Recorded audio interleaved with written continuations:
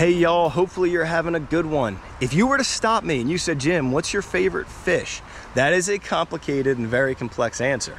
But if you ask me what's my favorite fish to fish for in Delco, I would tell you it's the smallmouth bass. These fish are wild here. They were introduced over 50 years ago. So any smallmouth that you catch was born here and it was raised here. I love this fish because it's pure muscle. It lives in our creeks, so it's a fun summer day activity to go fishing for them. And I will tell you, when you hook into one, in my opinion, they are pound for pound the best fighting fish we have. So in this video, I'm going to show y'all how to catch them, give you some tips, and hopefully we'll see a couple good ones. Enjoy. Before we get into the catching, I wanted to take y'all into my mindset as to what I'm looking for when I'm evaluating, does a creek have smallmouth? For conditions, you're looking for a lot of fast moving water. This is perfect. I know there's smallmouth in here, so the next thing I'm looking for as I'm exploring this creek are the holes that I want to fish. So we've got fast moving water, and then we've got a deep hole over here. Now this might be a couple inches of water, but that hole looks to be about a foot. Smallmouth love those type of areas because they can sit in there. There's a lot of water still coming in. They can ambush their prey. And then the second thing that is really great is you got this bend here. So you got one spot that is that hole there, and then spot two, which is this bend, where whenever you have a bend, the water slows down a little bit. It gets a little bit deeper. It's another great spot for smallmouth. They tend to love areas like this. So this is what you should be looking for as you're going up and down your creek. As far as our lure today, we're gonna start with the B-Vibe from Tackle. It's a nice swim bait. It's small and it tends to work well in these smaller creeks. Let's see if this hole can produce.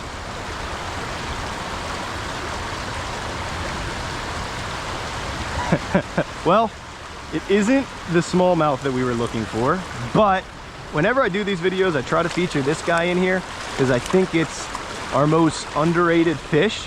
This is the Fallfish, and they live in the same type of waters as these smallmouth, so I'm not surprised to see it. And the reason that I highlight these fish, as I mentioned earlier, smallmouth are wild, right? They're not actually native to this area. A lot of people are surprised by that, but this guy is.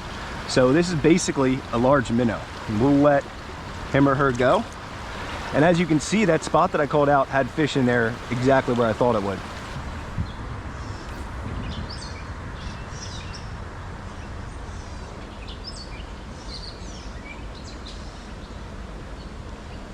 What do we got?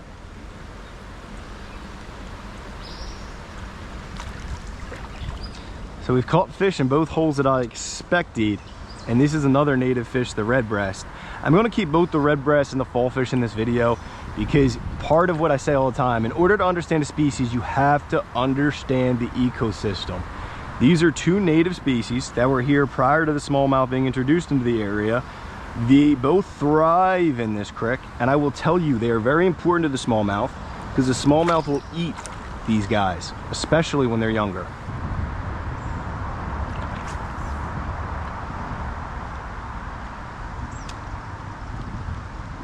Oh, there we go. What do we got? Is that gonna be it?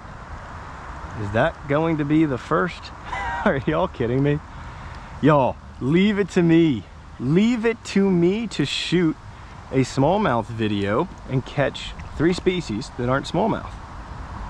This is one of our friends, the rock bass. I really like this fish.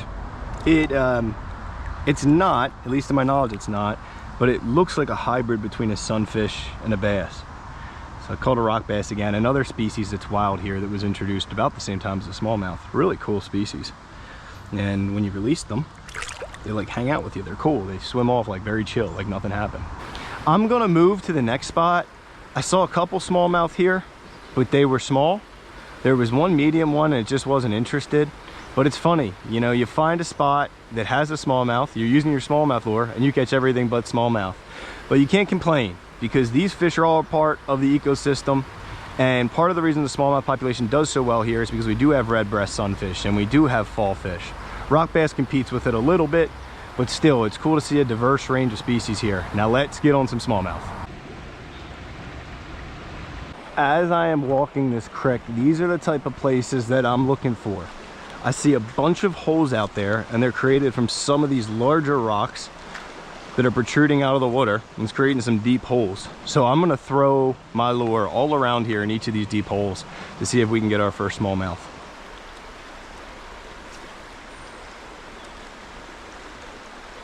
That's our first one of the day.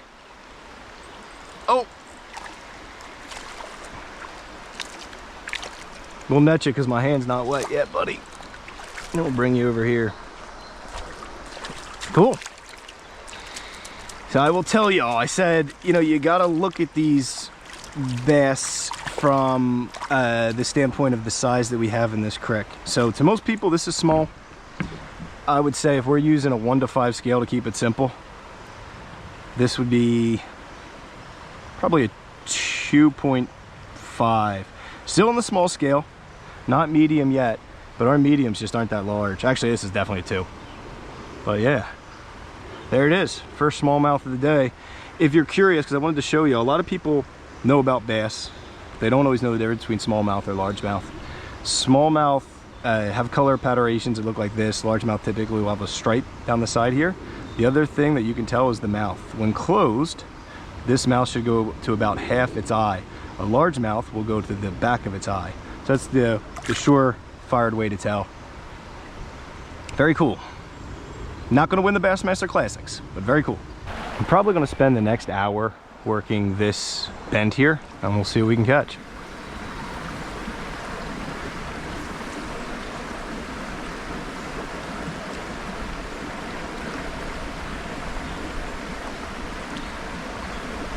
We also have other lures if we feel a lure change would be beneficial.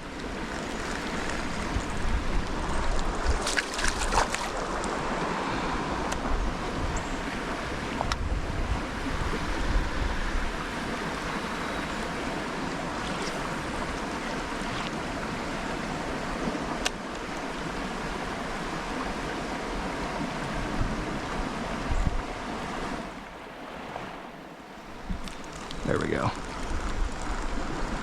Oh, no way.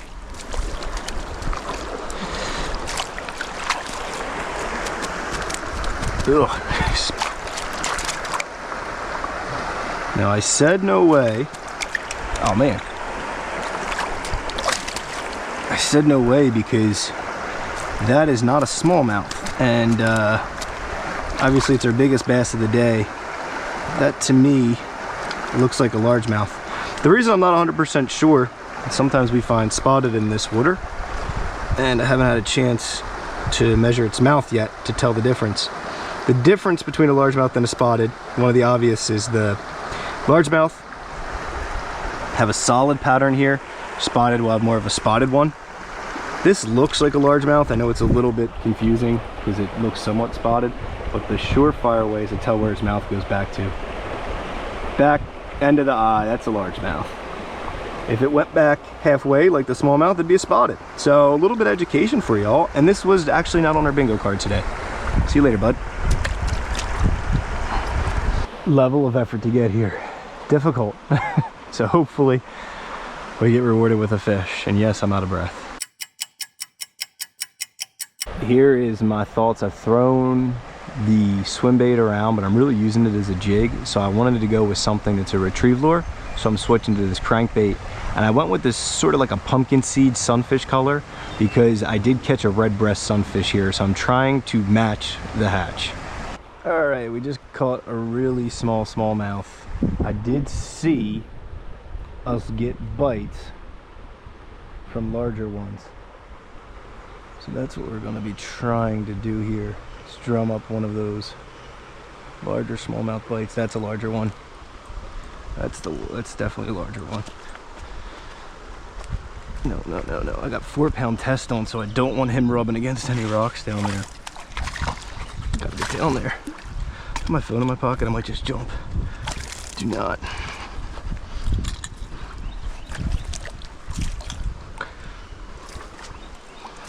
We're going swimming here. All right. There we have it. Fish care is important to us out here at Delco Nashville Line. So a couple things. I'm trying to keep our buddy in the water. Another thing, if you're using treble hooks, you need to have a pair of these little pliers. You just have to have them, and really for your safety, because it is difficult to get these little hooks out, because there's always going to be a free hook floating around. And as far as safety for the fish, I'm keeping our buddy where? In the water, especially on a hot day like today. But I'm going to get a little picture of him, and then we'll release them. Okay, I can tell y'all for our creek, this is a good one. That's a good one for our creek. I do realize many people have significantly bigger ones, but for our creek, it's a good size smallmouth. Not a really good one, they do get bigger, and there should be larger ones in here, but that's a good size. If it seems like this video abruptly stopped, it's because it did. I was in the middle of fishing when I realized somebody was trying to hack into my accounts, so I had to sprint home, and I was not in a very convenient place. It wasn't easily accessible, so I had to like sprint through the creek, get home, make sure all of my accounts were safe, you know, go through all of the steps that you need to go through when something like that occurs. It took 13 hours to get straightened out. However, it is the next morning. I believe we have the issue resolved, and I'm going to try to finish this video for y'all. I don't remember exactly where we left off, but I think I was trying to catch a couple more bass. So I'm at a different spot, and we're gonna try to wrap this video up. Before we pick this video back up, I did want to just say one more thing about yesterday. Yesterday was incredibly scary. It was nerve-wracking, it's frightening. I don't know if y'all have ever been through anything like that, but it stinks. It's the worst thing ever, and you feel very helpless. I woke up this morning, and I just felt defeated. I didn't want to go out and do anything. I just kind of wanted to stay on the couch. And my fiance, she is the best human in the world. She's like, Jim, I know you've got to get out there. Having that support is huge. And the moral of the story is, you know, if you find somebody to support you like that, it's the best thing in the world. But if you don't have somebody like that, make sure you know yourself, and make sure when you have a setback, you don't let it affect the things in life that you love. So shout out to her for getting me out today and helping me finish this video. We've been getting some bites, but we haven't been able to hook up because we've been getting a lot of smaller fish. So as we hit this stretch, I know the water gets a little bit deeper. I'm hoping we can get a nice smallmouth or two nice smallmouth out of here.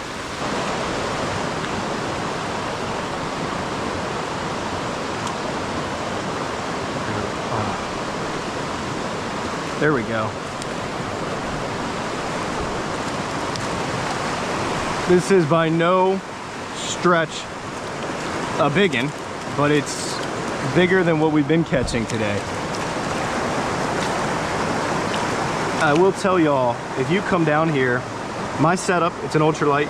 I do 4-pound tests, but I would suggest, especially if you're new, to do 6-pound tests with these guys. Oh. But on the ultralight, a fish of this size is still a lot of fun. If you came down here with like a huge rod and 10-pound test, like this is not going to be a fun fight. But on the ultralight, it's still a lot of fun. It's just such a pretty fish. I can't wait for this buddy to get bigger.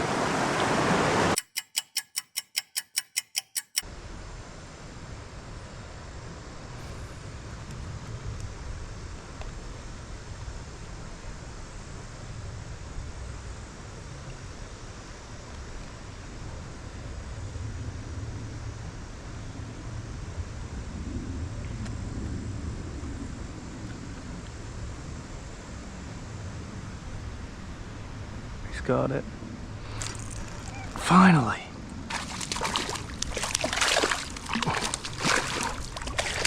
There we go. And I say finally because, where is he? We have been trying to catch one. Obviously, you know, even bigger than this one, but this is going to be the biggest one of the day. Sorry about that. Had a little GoPro troubles there. But this is our largest of the day. And in this video, I mean, it's been one of the larger ones that we've caught, just being honest. And this is what I mean by, in these Delco creeks, you got to be realistic with the size of the fish you're going to be catching. You're not going to be catching 3-4 pound smallmouth out here, but a fish like this is a really nice size. I mean, that's really nice for this creek. And I know for people that smallmouth fish in different areas, this would be considered small, but here it's considered nice. On that ultralight, it's a ton of fun too.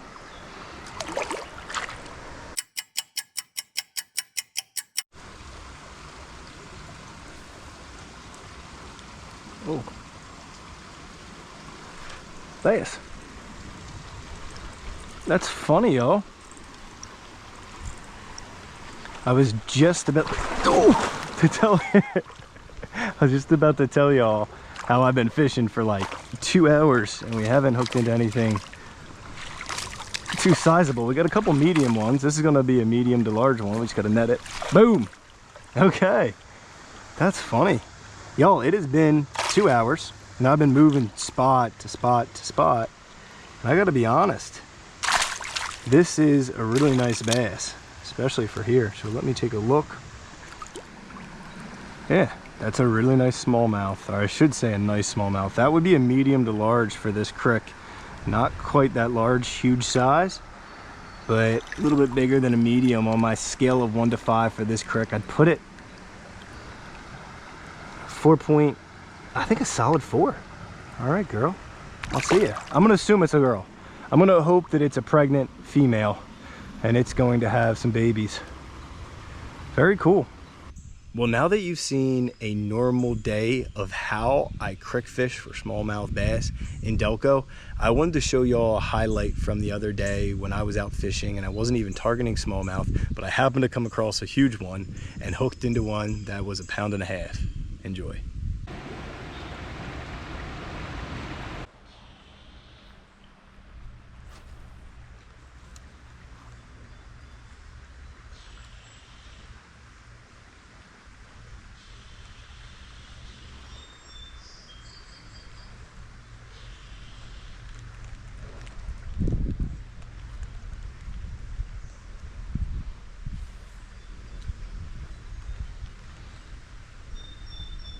Uh-oh. Uh-oh. It's a big smallmouth. That's going to be one of the larger ones.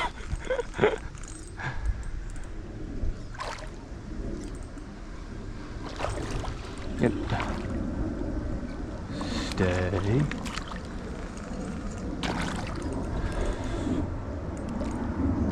I wish my drag was a notch looser. I don't.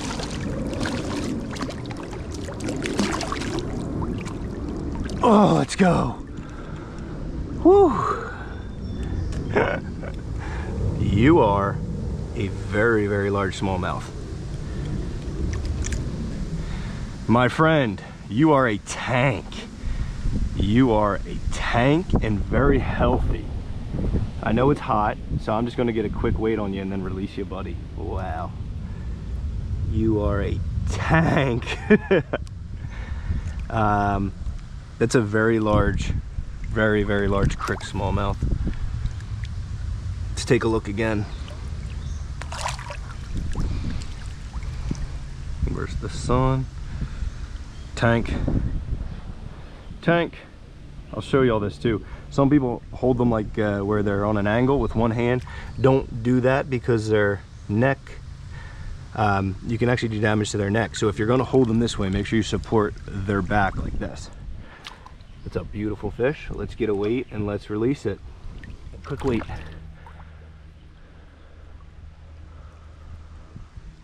£1 pound, 10 ounces. Yep, it's a beautiful, beautiful, very nice smallmouth. And buddy, I know it's hot. We've been keeping you in the water. Let me get a quick picture and I'm gonna release you. People, when it's hot like this, releases are important. The more you keep the fish in the water, the better. And then, yeah, just the more you keep the fish in the water, the better. If you ever touch the fish, make sure your hands are wet. And there we go. Bye, friend. He gave a little kick there and I didn't want to fight it because I just, you know, he's tired. She, whatever, he or she. So that's a beautiful smallmouth and one of the larger ones I've caught. As you can see, we're not a big crick. Very cool. That is going to conclude our video. So we had 2 half days, which equates to about a day of smallmouth bass fishing. I hope y'all took away some things from this video, mostly around my tactics, what I'm looking for in the cricks when I go smallmouth bass fishing. And I gotta tell y'all, it's just a fun thing to do on these summer days when you're wading the creek and you're using that ultralight setup and just catching some nice bass. There's nothing quite like it. Hopefully y'all enjoyed. See y'all.